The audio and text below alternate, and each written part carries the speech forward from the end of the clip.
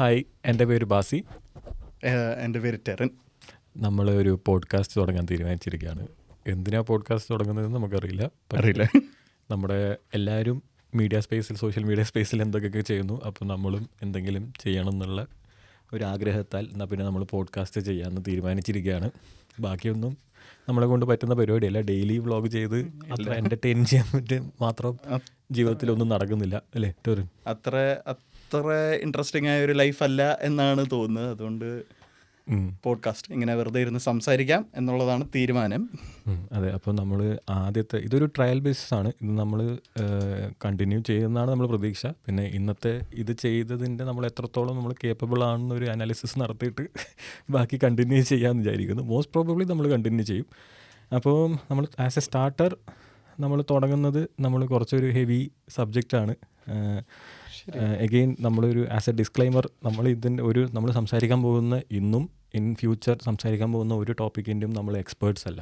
നമ്മളൊരു ജസ്റ്റ് നമ്മളുടെ ഒരു പേഴ്സ്പെക്റ്റീവ് മാത്രം പുട്ട് ഫോർവേഡ് ചെയ്യുന്നു എന്ന് മാത്രം അല്ലേ? അതെ, കുറേ ഇടത്തുനിന്ന് കളക്ട് ചെയ്യുന്ന ഇൻഫർമേഷൻ, വായിച്ചതും കേട്ടതും അല്ലെങ്കിൽ കാണുന്നതും എല്ലാമായ ഇൻഫർമേഷൻ കൊളേറ്റ് ചെയ്ത് അതിൽ നിന്ന് സെൻസിബിളായൊരു പേഴ്സ്പെക്റ്റീവ്, നമുക്ക് സെൻസിബിൾ ആണെന്ന് തോന്നുന്നൊരു പേഴ്സ്പെക്റ്റീവ് ഉണ്ടാക്കിയെടുക്കാനുള്ളൊരു ശ്രമം പ്രസൻറ്റ് ചെയ്യുന്നു അല്ലേ? അത് പ്രസൻറ്റ് ചെയ്യുന്നു. അപ്പം ഇന്നെടുത്ത ടോപ്പിക് കുറച്ച് ഹെവി ടോപ്പിക്കാണ്. നമ്മുടെ നാട്ടിൽ വളരെ എല്ലാവരും ചർച്ച ചെയ്തുകൊണ്ടിരിക്കുന്ന വിഷയമാണ് ആശാ വർക്കർമാരുടെ സമരം. അപ്പോൾ നമ്മൾ അതിനെക്കുറിച്ച് നമ്മളുടെ കയ്യിൽ ഇൻഫർമേഷൻ വെച്ച് ഒരു ഡിസ്കഷൻ നടത്താമെന്ന് വിചാരിച്ചിട്ടാണ്. This is not a statement, നമ്മൾ ജസ്റ്റ് നമ്മുടെ ഒരു അനാലിസിസ് മാത്രമാണ്. അപ്പോൾ നമ്മൾ ആദ്യം ഗ്രൗണ്ട് സെറ്റ് ചെയ്യണം. ആരാണ് ആശാ വർക്കർമാർ? ഓക്കെ, അപ്പോൾ ആശാ വർക്കേഴ്സ് ബേസിക്കലി ഒരു വോളണ്ടറി സർവീസാണ് നാഷണൽ ഗവൺമെൻറ്റിൻ്റെ, സെൻട്രൽ ഗവൺമെൻറ്റിൻ്റെ. അപ്പോൾ ഒരു സ്കീം വർക്കേഴ്സ് എന്നാണ് ഇവരെ വിളിക്കുന്നത്. സോ ഇനി വോളണ്ടിയർ സർവീസ് ചെയ്യുന്ന ഒരു പെർമനൻറ്റ് ഗവൺമെൻറ് ജോബോ അല്ലെങ്കിൽ ഒരു ടെമ്പററി ഗവൺമെൻറ് പോസ്റ്റ് പോലും അല്ല. It's just A very voluntary service. അപ്പോൾ അങ്ങനെ ഒരു സാധനം ആശാ വർക്കേഴ്സ് എൻ്റെ abbreviation is like accredited social health activist. അപ്പോൾ 2005 നാഷണൽ റൂറൽ ഹെൽത്ത് മിഷൻ്റെ അടിയിലേക്ക് കൊണ്ടുവന്ന് ഒരു റൂറൽ ഏരിയസ് അല്ലെങ്കിൽ at the end of the day നീ പറഞ്ഞ ലാസ്റ്റ് മൈൽ കണക്ടിവിറ്റി. അപ്പോൾ ലാസ്റ്റ് മൈൽ കണക്ടിവിറ്റി ജനങ്ങളിലേക്ക് ഹെൽത്ത് സിസ്റ്റത്തിൻ്റെ എത്തിക്കുക എന്നുള്ള ഒരു ഐഡിയ. അപ്പോൾ അവരൊരു മെയിൻ ജോബ് റോൾ എന്ന് പറയുന്നത് ഇപ്പം മെയിൻലി ഇൻക്ലൂഡിങ് ഇപ്പം ഈ കുട്ടികളുടെ പ്രസവം, പ്രഗ്നൻറ്റ് ലേഡീസിൻ്റെ പ്രസവം ഹോസ്പിറ്റലിലേക്ക് മാറ്റുക, മെറ്റേണിറ്റി സർവീസസ്, വാക്സിനേഷൻ, പോളിയോ ഉൾപ്പെടെയുള്ള വാക്സിനേഷൻസ്, ഇങ്ങനെയുള്ള സർവീസുകളുടെ നമ്മുടെ എല്ലാ സെക്ഷൻ ഓഫ് സൊസൈറ്റിയിലേക്ക് എത്തിക്കുക എന്നുള്ള ഒരു പേർപ്പസാണ് ആശാ വർക്കർമാർ നമ്മുടെ നാട്ടിൽ ചെയ്യുന്നത്. അപ്പം ഇതുപോലെയുള്ള വേറെയും സ്കീം വർക്കേഴ്സ് ഉണ്ട്, നമ്മളിപ്പോൾ അംഗൻവാടി വർക്കേഴ്സ് ഉണ്ട്. അപ്പോൾ അതുപോലെ തന്നെയുള്ള വേറൊരു സ്കീമിലുള്ളതാണ് ഇപ്പോൾ ആശാ വർക്കർമാർ. അപ്പോൾ ഞാനൊക്കെ ആശാ വർക്കർമാരെ കുറിച്ച് ആദ്യമായിട്ട് കേൾക്കുന്നത് നമ്മുടെ കോവിഡിൻ്റെ സമയത്താണ് അല്ലേ? കോവിഡിൻ്റെ സമയത്താണ് നമ്മൾ ഇവരുടെ ഒരു വാല്യൂവും അവരുടെ ഒരു എത്ര വാസ്റ്റാണ് അവരുടെ വർക്ക് എന്നുള്ളവരെ ഐഡൻറ്റിഫൈ ചെയ്യുന്നത് കോവിഡിൻ്റെ സമയത്താണ്.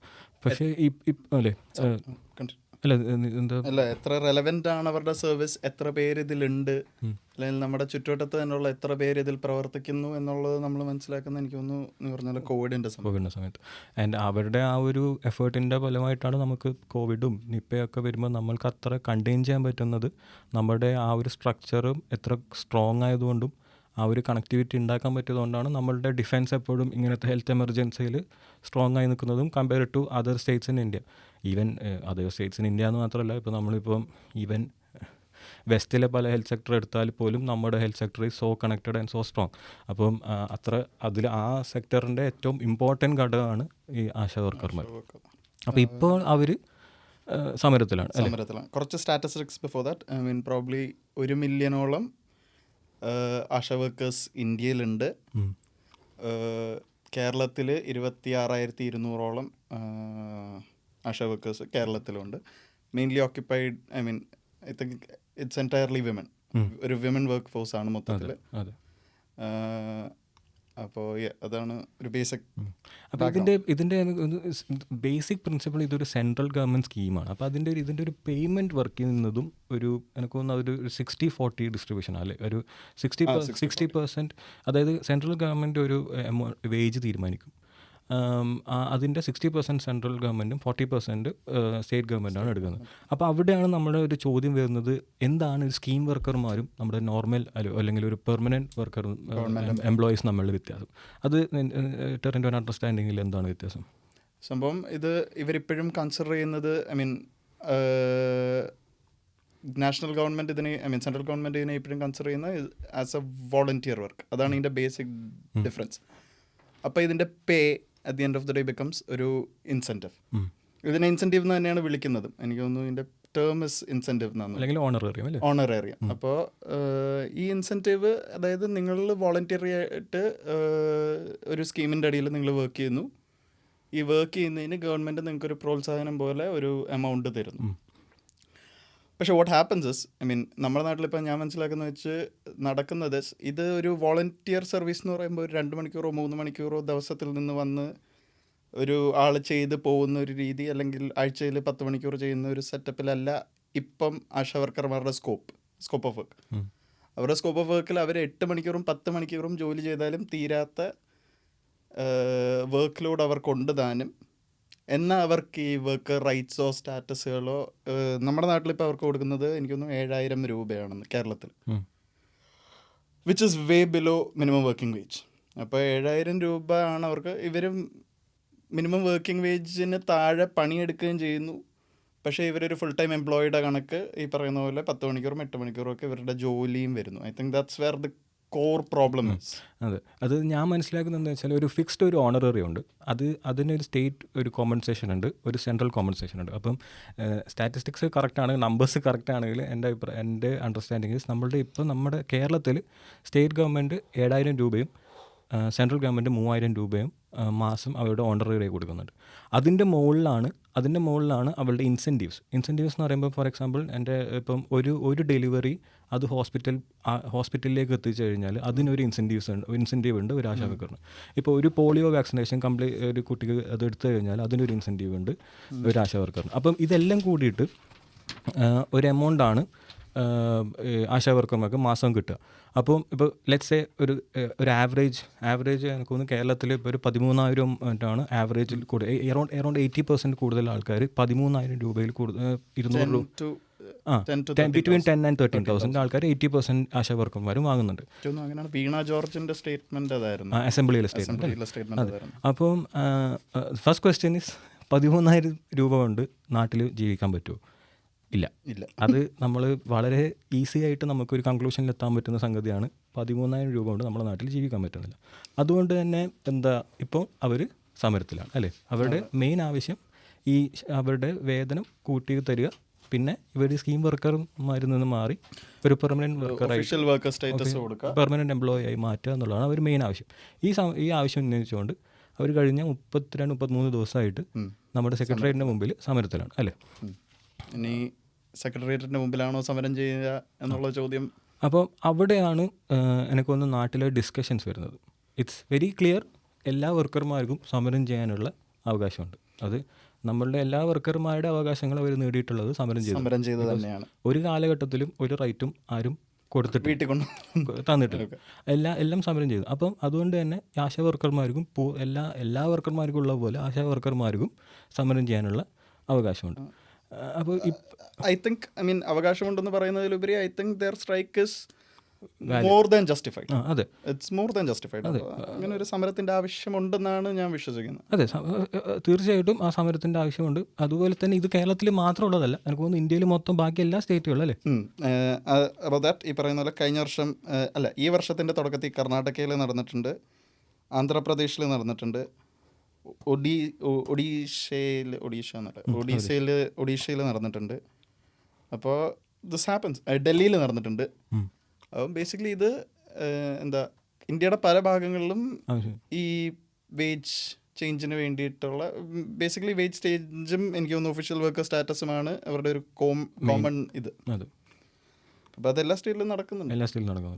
അത് അപ്പോൾ പിന്നെ ഈ നാട്ടിൽ ഇപ്പോൾ വരുന്ന ഇതിലൊരു കോൺഫ്ലിക്റ്റ് എന്താണെന്ന് വെച്ചാൽ, എല്ലാവരും ചോദിക്കുന്ന ചോദ്യം, ഈ സമരം നമ്മുടെ സെക്രട്ടേറിയറ്റിൻ്റെ ഫ്രണ്ടിലാണോ നടക്കേണ്ടത്, അതോ ഡൽഹി പാർലമെൻറ്റ് ഫ്രണ്ടിലാണോ ഈ സമരം നടക്കേണ്ടത് എന്നുള്ളത്. സമരം എവിടെയാണ് തീരുമാനിക്കേണ്ടത് സമരക്കാരാണ്, അതൊന്നും നമുക്ക് ചോദ്യം ചെയ്യാനില്ല. പക്ഷേ ഇതിൻ്റെ ഒരു ഇതിൻ്റെ ഫാക്റ്റ് എടുത്ത് നോക്കിയാൽ ആർക്കാണ് ഇതിൽ മാറ്റങ്ങൾ വരുത്താൻ പറ്റുക? അവരോടല്ലേ സമരം ചെയ്യേണ്ടത്.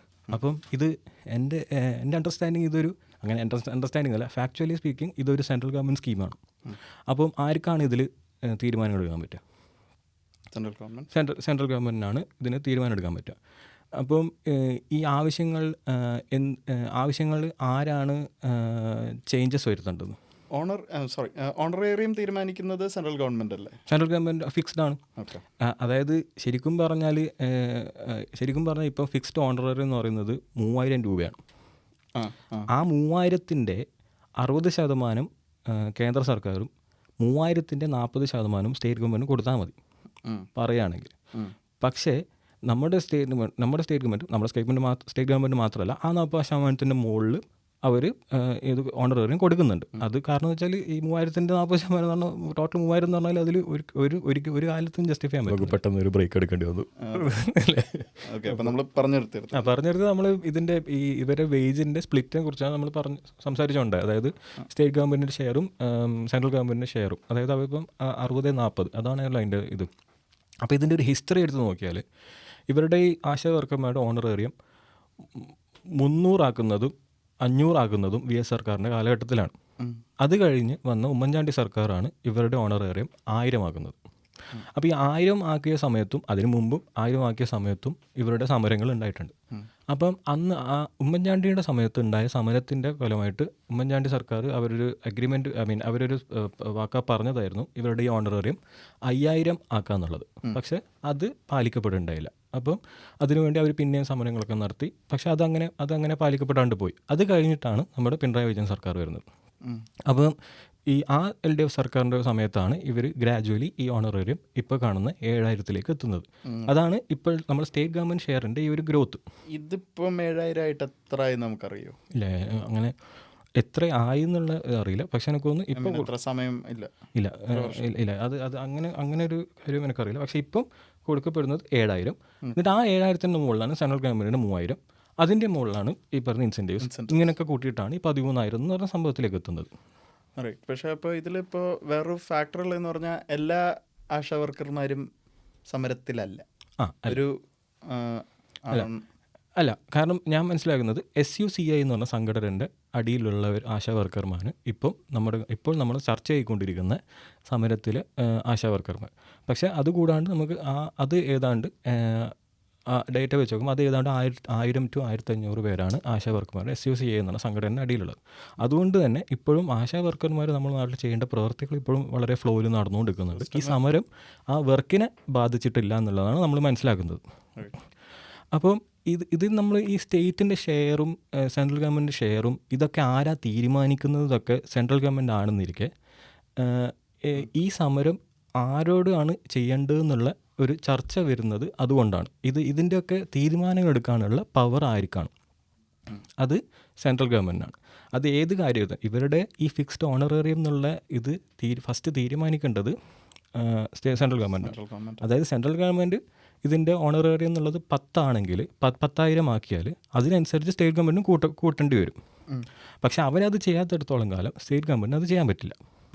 ഇത് സെൻട്രൽ ഗവൺമെൻറ് ആണെന്നിരിക്കെ സെൻട്രൽ ഗവൺമെൻറ് ഇവരെ പെർമനൻറ്റ് എംപ്ലോയി ആക്കുന്നത് വരെ സ്റ്റേറ്റ് ഗവൺമെൻറ് ചെയ്യാൻ പറ്റില്ല.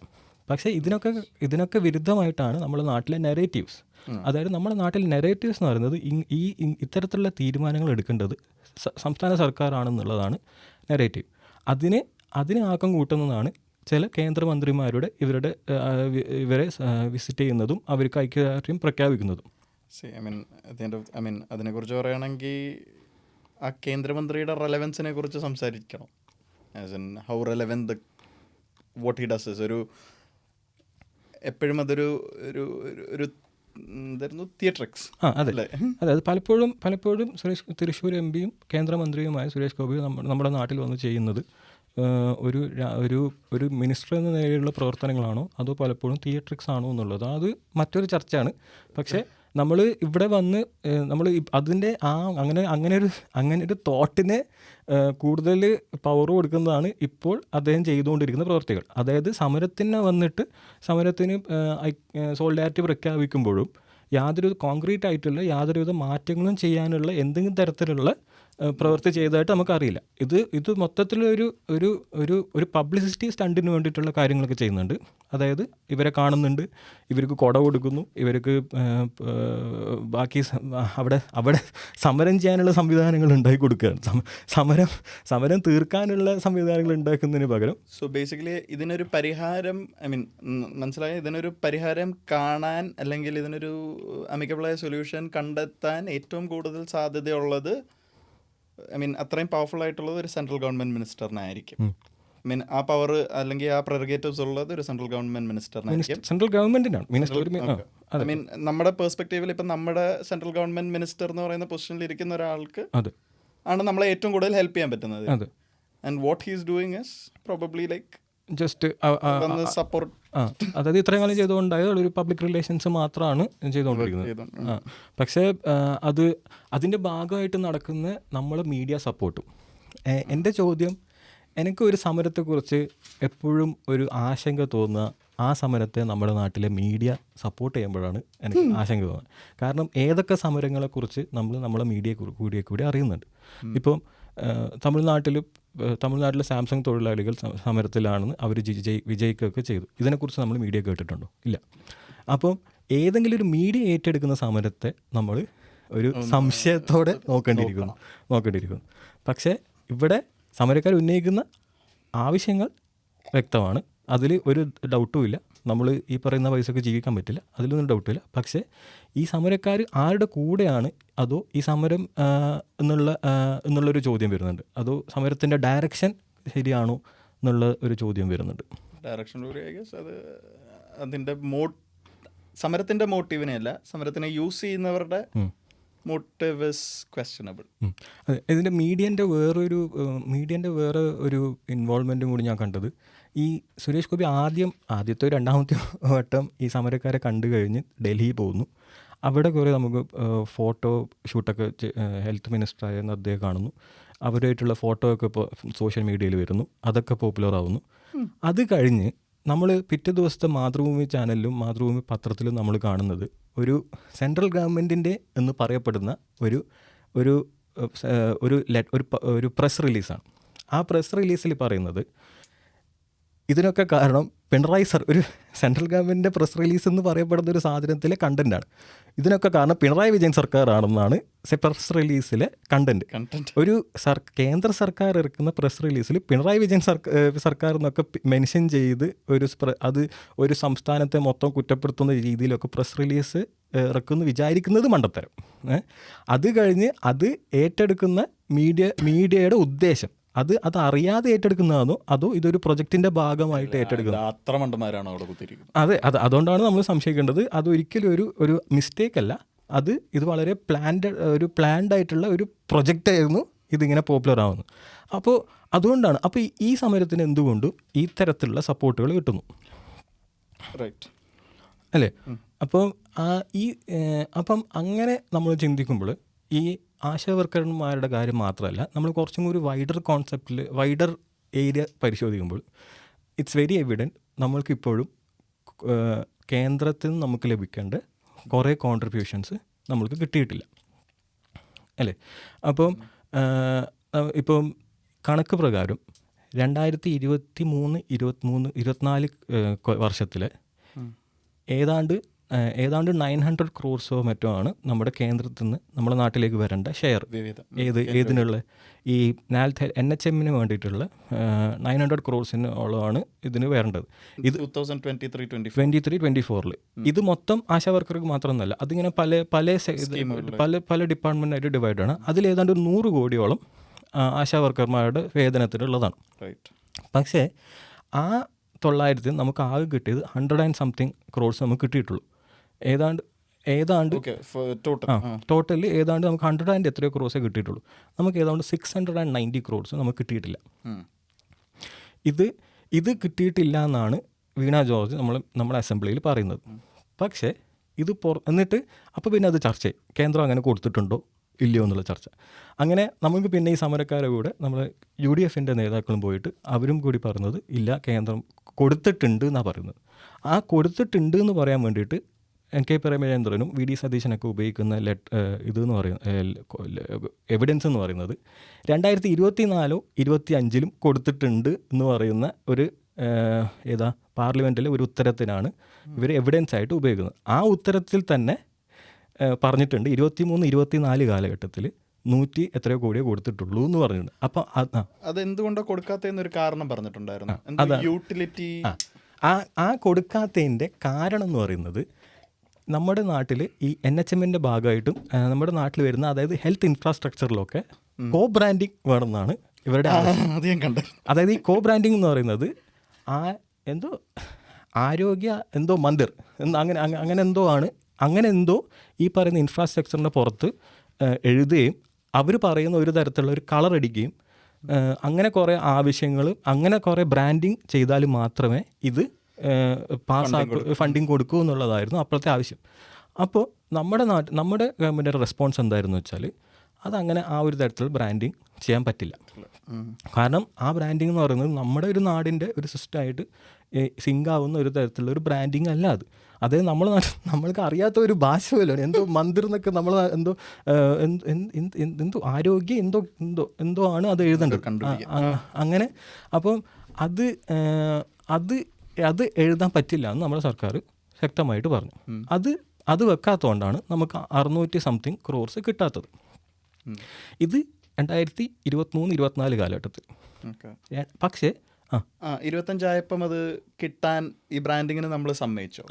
ഈ 24-25 ആയപ്പോൾ നമ്മുടെ സ്ഥിതി എന്താ വെച്ചാൽ നമുക്ക് ഇതേപോലെ തന്നെ വേറെ പല സ്കീമുകളിലും നമുക്ക് വേറെ അംഗൻവാടിയിൽ തരാനുണ്ട്, മറ്റേ റൂറൽ എംപ്ലോയ്മെൻറ്റിൽ തരാനുണ്ട്, മറ്റേ ലൈഫ് മിഷൻ്റെ കാര്യത്തിൽ തരാനുണ്ട്. ഇതുപോലെയൊക്കെ നമ്മൾ വളരെ ക്യാഷ് കൺസ്ട്രെയിൻഡ് ആയ ഒരു സിസ്റ്റമായിട്ട് നമ്മൾ മാറി.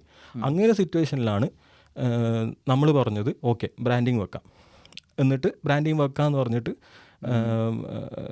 പറയുന്നു. അങ്ങനെയാണ് 24-25 വർഷത്തിൽ ഇത് പാസ്സാക്കുന്നത്. ആയുഷ്മാൻ ആരോഗ്യ മന്ദിർ. നമ്മുടെ നാട്ടിലെ ഒരു ഹെൽത്ത് സെൻ്ററിന് പുറത്ത് ആയുഷ്മാൻ ആരോഗ്യ മന്ദിർ എന്നും ഏതാണ്ട് ഒരു മഞ്ഞയോ അങ്ങനെ എന്തോ ഒരു കളർ പെയിൻറ്റും മഞ്ഞയല്ല എന്തോ ഓക്കെ അത് എന്തായാലും നമുക്ക് ഇത്രയും മനസ്സിലാക്കണം. നമ്മുടെ നാടിൻ്റെ സിങ്കായിട്ട് പോകാത്ത ഒരു തരം ബ്രാൻഡിങ് ആയിരുന്നു അത്. പോരാത്തിന് അത് മാത്രമല്ല, നമ്മുടെ ഏതാണ്ട് ഹെൽത്ത് ബഡ്ജറ്റ് എന്ന് പറയുന്നത് ഏതാണ്ട് 11,000 കോടിയോ മറ്റോ ആണ് നമ്മളെ ഹെൽത്ത് ബഡ്ജറ്റ്. 11,000-12,000 crores അടുത്താണ് നമ്മളെ ഹെൽത്ത് ബഡ്ജറ്റ്. ഈ ഹെൽത്ത് ബഡ്ജറ്റിൻ്റെ ആകെ തരുന്നത് എത്രയാണ്? 900 അങ്ങനെ എന്തോ ക്രോർസ്. അതായത് അറൗണ്ട് 8-9% ആണ് ഗവൺമെൻറ് സെൻട്രൽ ഗവൺമെൻറ് തരുന്നത്. ഈ 8-9% തരുന്നതിന് ഇത്തരത്തിലുള്ള ബ്രാൻഡിങ് ചെയ്യണം എന്ന് പറയുന്നത് ശരിയാണോ തെറ്റാണോ? അത് ചർച്ച പോലും ചെയ്യണം, ഞാൻ പറയും തെറ്റാന്ന് പറയും. പക്ഷേ ഓക്കെ അത് ഇപ്പോൾ ഓക്കെ അത് ഒരു ഗവൺമെൻറ്റിൻ്റെ ആവശ്യം. അപ്പം അത് അങ്ങനെ ഇരിക്കുന്നു.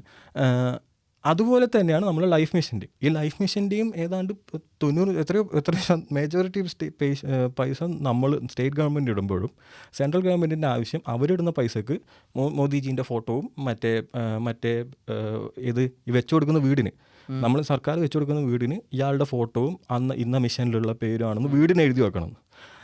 ഇവർ ഈ കാണുന്നത് നമ്മളെ നാട്ടിൽ മനുഷ്യന്മാർ ജീവിക്കുന്നതിന് ഒരു ഡിഗ്നിറ്റി ഉണ്ട്. എക്സാക്ട്ലി. അത് ആ ഒരു റൈറ്റ് ടു ഡിഗ്നിറ്റി എന്ന സംഭവം നമ്മളെ നാട്ടിൽ ബാക്കി ഇന്ത്യയിലെ എല്ലാവരും കിട്ടും. ബാക്കിയുള്ള നാട്ടിൽ എങ്ങനെയാണെന്ന് അറിയില്ല, ബാക്കി എല്ലാ നാടുകളും അങ്ങനെ ആവണം. പക്ഷേ നമ്മുടെ നാട്ടിൽ ഓൾറെഡി ഉണ്ട്. അപ്പോൾ ആ ഒരു രീതിയിൽ ജീവിക്കുന്ന നമുക്ക് ഒരു കാരണവശാലും വീടിൻ്റെ മുമ്പിൽ നമ്മൾ അടുത്ത പൂർണ്ണ അതിദാരിദ്ര്യം ഏറ്റവും ഇല്ലാണ്ടായൊരു സംസ്ഥാനമാണ് നമ്മൾ. അല്ലെങ്കിൽ അതിൻ്റെ ഇൻ കപ്പിൾ ഓഫ് ഇയേഴ്സ് നമ്മൾ അവിടെ എത്തുന്നു. അപ്പം അങ്ങനെ ഒരു നാട്ടിൽ പോയിട്ട് ഒരു വീട് വെച്ച് അതിൻ്റെ പുറത്ത് ഇന്ന സ്കീമിലെ വീടാണെന്ന് എഴുതി വെക്കണം എന്ന രീതിയിൽ ബ്രാൻഡിങ് നമുക്ക് വെക്കാൻ തയ്യാറല്ല. അത് വെക്കാത്തതുകൊണ്ട് റവന്യൂ ഡിപ്പാർട്ട്മെൻറ്റിനും ഇതേ സ്കെയിലുള്ള 600 കോടി രൂപ നമുക്ക് റവന്യൂ ഡിപ്പാർട്ട്മെൻറ്റിന് കിട്ടാനുണ്ട്. അങ്ങനെ പല ഡിപ്പാർട്ട്മെൻറ്റിലും ഈ കൺസ്ട്രെയിൻസ് വന്നപ്പോഴാണ് നമ്മൾ 24-25 തീരുമാനിച്ചത് ഓക്കെ അങ്ങനെ നമുക്ക് പൈസ കൊടുക്കണ്ടേ, നമുക്ക് ശമ്പളം കൊടുക്കണ്ടേ. അപ്പോൾ അങ്ങനെയാണ് തീരുമാനിച്ചത്. അപ്പോഴാണ് 24-25 ബ്രാൻഡിങ് പാസ്സാക്കുന്നത്. ആ പൈസ തന്നു. പക്ഷെ അപ്പോഴും ചെയ്തത് എന്താണെന്നറിയോ? 24-25 മാത്രമേ തന്നുള്ളൂ, 23-24 തന്നിട്ടില്ല. വർഷം ചെയ്യാൻ. ആ അപ്പം അതാണ് മൊത്തത്തിലുള്ള നമ്മുടെ കേരളത്തിനുള്ള സമീപനം. അതിപ്പോൾ ഇന്നലെ തുടങ്ങിയതല്ലോ. അല്ല അപ്പോൾ ചെറിയ പിന്നെ ഒരു ബ്രേക്ക് എടുക്കേണ്ടി വന്നു. നമ്മൾ പറഞ്ഞുകൊണ്ടായത് അതാണ് നമ്മുടെ സെൻട്രൽ ഗവൺമെൻറ്റിൻ്റെ കേരളത്തിനോടുള്ള ഒരു സമീപനം. അപ്പം ഇപ്പോൾ സിമിലർലി എനിക്ക് തോന്നുന്നു ഈ വർഷത്തിൻ്റെ തുടക്കം കർണാടകയിലും ഇതുപോലെ ആശാ വർക്കർമാർ സമരം നടത്തിയിട്ട് അവരുടെ ഓണറേറിയം 10,000 കൂട്ടിയായിരുന്നു. അപ്പോൾ നമ്മുടെ സാഹചര്യത്തിൽ this is not possible, I guess. നമുക്ക് do you think it's possible? അല്ല, പോസിബിലിറ്റീൻ്റെ അല്ല, നമുക്ക് വിചാരിക്കാൻ പറ്റും നമ്മുടെ സ്റ്റേറ്റ് ഗവൺമെൻറ്റിന് എന്തൊക്കെ ചെയ്യാൻ പറ്റുമോ അതൊക്കെ ചെയ്യാന്നുള്ളതാണ്. അതൊക്കെ നമ്മുടെ സ്റ്റേറ്റ് ഗവൺമെൻറ് എന്തൊക്കെ ചെയ്യാൻ പറ്റുമോ അതൊക്കെ ചെയ്യും വേണം. കാരണം നമ്മുടെ എയിം എന്ന് പറയുമ്പോൾ അവരുടെ ലിവിങ് സ്റ്റാൻഡേർഡ്സും നമ്മൾ ബാക്കി എല്ലാ മനുഷ്യന്മാരുടെ ലിവിങ് സ്റ്റാൻഡേർഡ്സും ഉയരണം എന്നുള്ളതാണ്. അപ്പോൾ അതിന് സ്റ്റേറ്റ് ഗവൺമെൻറ്റിൻ്റെ പ്രൊവിഷൻസിൽ എന്തൊക്കെയുണ്ടോ അതൊക്കെ ചെയ്യാൻ പറ്റണം. അതിലൊന്നും യാതൊരു തർക്കവുമില്ല. അപ്പം പക്ഷേ നമ്മൾ ഉന്നയിക്കുന്ന പ്രശ്നം നമ്മൾ നേരിടുന്ന പ്രശ്നങ്ങൾ ഇതൊക്കെയാണ്. ഇത് നമ്മൾ ബാക്കിയെല്ലാം ബിക്കോസ് ഇപ്പോഴും ആസ് പെർ നമ്മുടെ മിനിസ്റ്റർ, കേരളത്തിൻ്റെ ഹെൽത്ത് മിനിസ്റ്റർ അസംബ്ലിയിൽ പറഞ്ഞ ഡേറ്റ വെച്ചിട്ട് കേരളമാണ് ഏറ്റവും കൂടുതൽ പേയ്മെൻറ്റ് ആശാ വർക്കർമാർ കൊടുക്കുന്നത്. പ്രോബബ്ലി ഇൻ പാർ വരുന്നത് സിക്കിം ആയിരിക്കും.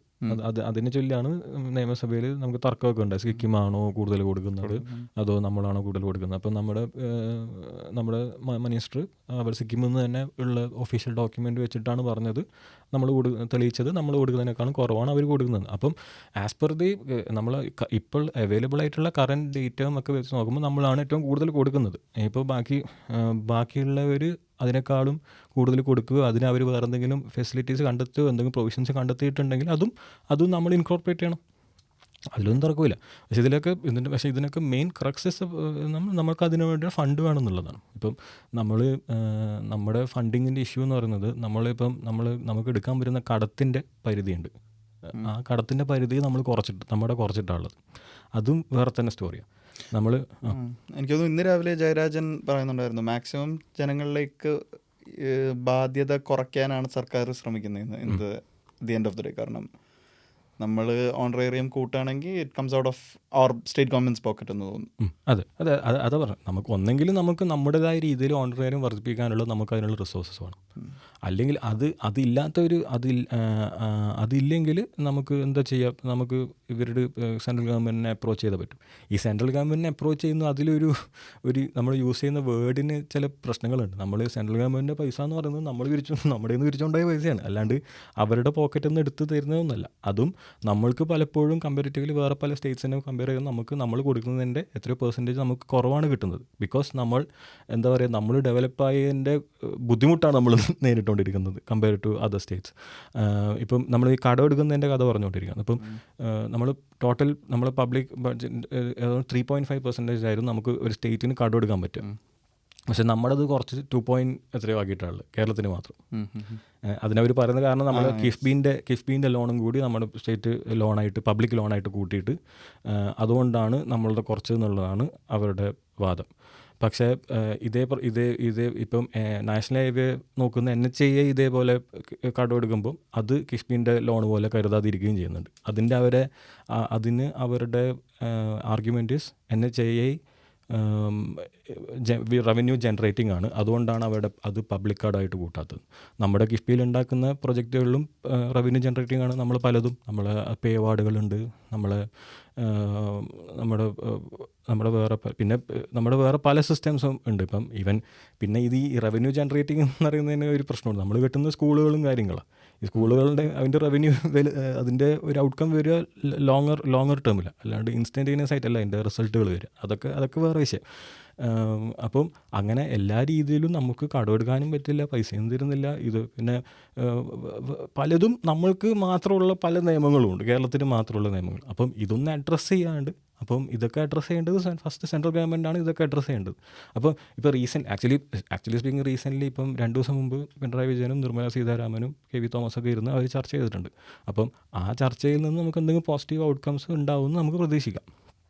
അപ്പം അങ്ങനെ പോസിറ്റീവ് ഔട്ട്കം വന്നില്ലെങ്കിൽ ഇത് പിന്നെയും ഒരു സ്റ്റെയിൽമേറ്റിലേക്കാണ് പിന്നെയും പോകുന്നത്, പിന്നെയും ഒരു ഡെഡ് എൻഡിലേക്ക് എവിടെ എത്താണ്ട് ഇവിടുന്ന്. അപ്പം അങ്ങനെ എത്തുന്നത് ആർക്കും ഗുണം ചെയ്യുന്നില്ല. നമുക്ക് വേണ്ടത് ഒരു റെസൊല്യൂഷനാണ്. ആ റെസൊല്യൂഷൻ ഉണ്ടാക്കുന്നതിന് പകരം ഇവിടെ പലപ്പോഴും കോർപ്പറേറ്റ് മീഡിയയും സ്റ്റേറ്റ് ഗവൺമെൻറ് മിനിസ്റ്റേഴ്സൊക്കെ കൂടി ചേർന്ന് നമ്മളെ കാണിക്കുന്നത് പല തിയേറ്ററിക്സാണ്. അപ്പം അതുകൊണ്ട് ഗുണമില്ല എന്നാണ് എൻ്റെ ഒപ്പീനിയൻ. സോ ബേസിക്കലി ഇതിലേക്ക് നമ്മൾ വരുന്ന കൺക്ലൂഷൻസ് അല്ലെങ്കിൽ നമ്മൾ കാണുന്ന നമ്മുടെ ഇൻഫറൻസസ് ഇതൊരു സെൻട്രൽ ഗവൺമെൻറ് ഡിസിഷനാണ്, അല്ലെങ്കിൽ ഇതിലേക്ക് സ്ട്രൈക്ക് പ്രൊജക്റ്റ് ചെയ്യേണ്ട അല്ലെങ്കിൽ ഡയറക്റ്റ് ചെയ്യേണ്ടത് സെൻട്രൽ ഗവൺമെൻറ്റിലേക്കാണ് എന്നതിലേക്കാണ് നമുക്ക് ഉള്ള തെളിവുകളും നമ്മളുള്ള ഫാക്ട്സ് വെച്ച് നോക്കുമ്പോഴും അവരുടെ കയ്യിലാണ് പവർ എന്നുള്ളത്. അപ്പം അതാണ് നമ്മൾ ഉദ്ദേശിക്കുന്നത്. പിന്നെ മാർക്കറ്റഡ് ടുവേർഡ്സ് സ്റ്റേറ്റ് ഗവൺമെൻറ്. പക്ഷെ അങ്ങനെ വരുന്നില്ല. ഇത് when we R on this topic, ഈ പറയുന്ന പോലെ ഇറ്റ്സ് ഔട്ട് ഓഫ് ദിസ്, ഇതിൻ്റെ ഒരു സ്കോപ്പിൽ നിന്ന് മാറിയിട്ട് ആശാ വർക്കർമാരുടെ ഇത് just for curiosity sake, Indian എക്സ്പ്രസ്സിൽ ഇതിനെക്കുറിച്ച് കവർ ചെയ്യുമ്പം നീത എന്ന് പറയുന്നൊരു എനിക്കൊന്ന് റിപ്പോർട്ടർ എഴുതിയിരുന്നത്, വിമൻ ആശാ വർക്കർ എന്ന് പറയുന്നൊരു കോൺസെപ്റ്റിൻ്റെ ഹാവ് യു റെഡ് ദാറ്റ്? ഇല്ല, it's like points out that women are assumed to be secondary earners and hence would be available for voluntary work എന്ന് പറയുന്നൊരു പോയിന്റ് ഉണ്ട്. ആസ് എൻ ആശാ വർക്കർ എന്ന് പറയുന്നൊരു idea ഇപ്പോഴും വിമനെ secondary workers ആയിട്ട് അല്ലെങ്കിൽ secondary ഏർണേഴ്സ് ആയിട്ട് കാണുന്നൊരു സൊസൈറ്റിയുടെ ഒരു ഔട്ട്കമാണ്, ഒരു റിഫ്ലക്ഷനാണിത്. ആശാ വർക്കർമാരിങ്ങനെ നിൽക്കുന്നതും അവരുടെ ഇപ്പോഴും വോളണ്ടറി വർക്കായിട്ട് കൺസിഡർ ചെയ്യുന്നതും എന്ന്. Does that make sense? അതെ, അങ്ങനെ ഒരു പോസിബിലിറ്റി ഉണ്ട്. അതായത് അത് അങ്ങനെ ഒരു ആംഗിളിലും നമുക്ക് ചിന്തിക്കാൻ പറ്റുന്നത്. കാരണം അൾട്ടിമേറ്റ്ലി ഇത് പലപ്പോഴും ഈ ജെൻഡർ ബേസ്ഡ് ഡിസ്ക്രിമിനേഷൻ്റെയും പലപ്പോഴും ആസ്പെക്റ്റ് എന്ന് പറയുന്നത് മണിയാണ്. നമുക്ക് പലപ്പോഴും മണി പവറുള്ളത് പലപ്പോഴും മെയിൽഡ് കയ്യിലാണ്. അതുകൊണ്ടാണ് ആ ക്ലാസ് ഡിഫറൻസ് വരുന്നതുകൊണ്ട് കൂടിയാണ് ആ ഒരു ജെൻഡർ ബേസ്ഡ് ഡിസ്ക്രിമിനേഷൻസ് ഉണ്ടാകുന്നത്. അപ്പം അൾട്ടിമേറ്റ്ലി നമുക്ക് വേണ്ടത് അങ്ങനെ ആ ഒരു ക്ലാസ്സും കൂടി ഇല്ലാണ്ടാവുക എന്നുള്ളതാണ് നമ്മുടെ എല്ലാ സൊല്യൂഷൻ. പക്ഷേ ഇതിൽ വേറെ പ്രശ്നം വെച്ചാൽ ഇത് ഇവർ ഉന്നയിക്കുന്ന ആവശ്യം പോലെ തന്നെ ഈ സ്കീം വർക്കർ അല്ലെങ്കിൽ വോളണ്ടിയറിംഗ് എന്നുള്ള പരിപാടി മാറ്റിയിട്ട് ഇതിലേക്ക് എത്തുക എന്നുള്ളതാണ്. പെർമനൻറ്റ് എംപ്ലോയി ആവുക. ഒരു പെർമനൻറ്റ് എംപ്ലോയി ആകുമ്പോൾ അതിൻ്റെ എല്ലാ റൈറ്റ്സും അനുഭവിക്കുന്ന എല്ലാ. അപ്പോൾ ഡു യു തിങ്ക് അവരെ പെർമനൻറ്റ് എംപ്ലോയി ആക്കുന്നതിൽ നിന്ന് actually we are elevating, we are taking a step towards gender equality എന്ന് തോന്നുന്നുണ്ടോ? അതെന്തായാലും അങ്ങനെ. എപ്പോഴും ഇവരുടെ വിമൻ എംപവർമെൻ്റ് എന്ന് പറയുന്നത് അവരുടെ കയ്യിൽ ഈ ആ ഒരു സെയിം ക്ലാസ്സിലേക്ക് എത്തുക എന്നുള്ളതാണല്ലോ. അപ്പം ആ സെയിം ക്ലാസ്സിലേക്ക് എത്തുമ്പോഴാണ് ശരിക്കും എംപവേർഡ് ആവും. അല്ലാണ്ട് ടോക്കൺ പീസസ് ആയിട്ട് ഇപ്പോൾ നമുക്കൊരു വിമൻ പ്രൈം മിനിസ്റ്റർ ഉണ്ടെന്നോ വിമൻ പ്രസിഡൻ്റ് ഉണ്ടെന്നോ അല്ലെങ്കിൽ ടോക്കൺ പീസായിട്ട് നമ്മളെ 50% നമ്മളെ കാൻഡിഡേച്ചർ വിമൻ ആയതുകൊണ്ടൊന്നും നമ്മൾ അങ്ങനെ ടോക്കൺ ജസ്റ്റേഴ്സ് കൊണ്ട് ആ ഒരു ക്ലാസ് ഡിഫറൻസ് നമ്മൾ ഇല്ലാണ്ടാവുന്നില്ല. നമുക്ക് ഇതേപോലെ തന്നെ ആ ഒരു പവർ ഡിസ്ട്രിബ്യൂഷൻ ഈക്വൽ ആയാലേ കാര്യമുള്ളൂ എന്നാണ് എൻ്റെ ഒരു അണ്ടർസ്റ്റാൻഡിങ്.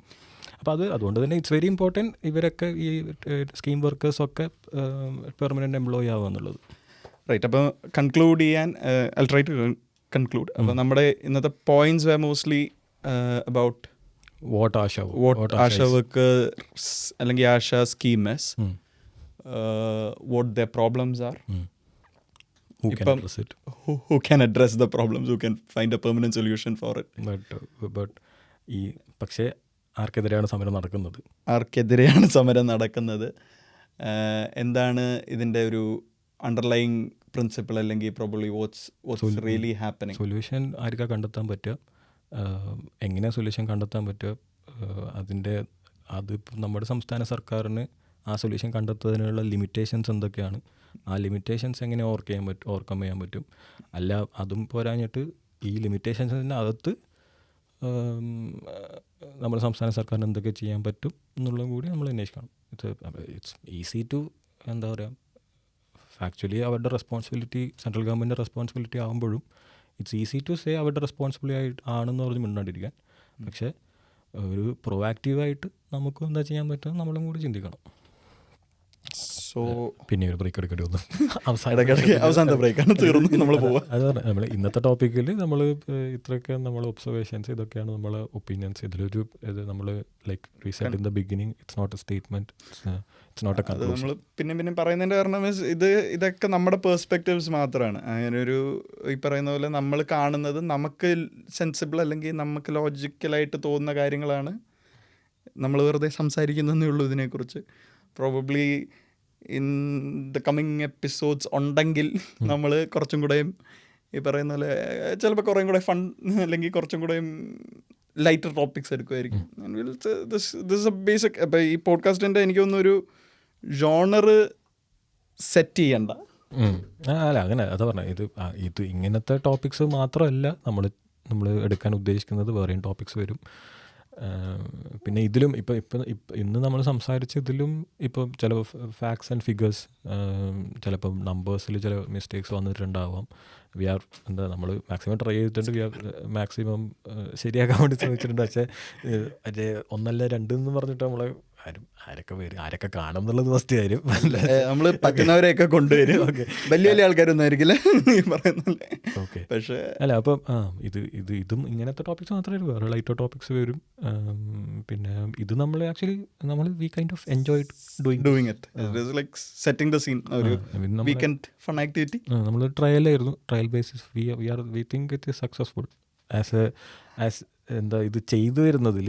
മറ്റേ അവസാനം എഡിറ്റ് ചെയ്ത് എവിടെയെങ്കിലും എത്തുമെന്ന് അറിയില്ല, പക്ഷേ ചെയ്തത് was successful. We are looking forward to doing more. Yes, hopefully. Okay, That's us. that's all for now. Thank you. Bye.